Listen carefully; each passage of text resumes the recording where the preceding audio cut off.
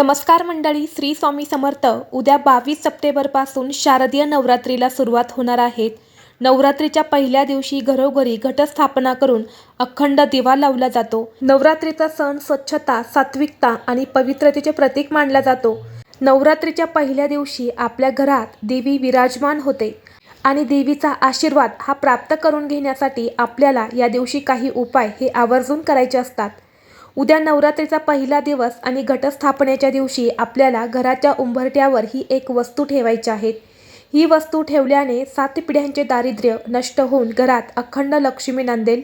पैसे येण्याचे सर्व मार्ग हे देखील मोकळे होऊन कुटुंबाची भरभरून प्रगती होईल. तर हा उपाय कसा करायचा आहे याबद्दलची संपूर्ण माहिती एका व्हिडिओद्वारे मी तुमच्यासोबत शेअर केलेली आहे. तो व्हिडिओ पाहण्यासाठी या व्हिडिओच्या खाली जो चॅनलचा लोगो आहे तर त्या लोगो खाली जो छोटा त्रिकोण दिसत आहे त्या त्रिकोणावरती तुम्ही क्लिक करा, म्हणजे योग्य ती माहिती तुमच्यापर्यंत येईल. धन्यवाद. श्री स्वामी समर्थ.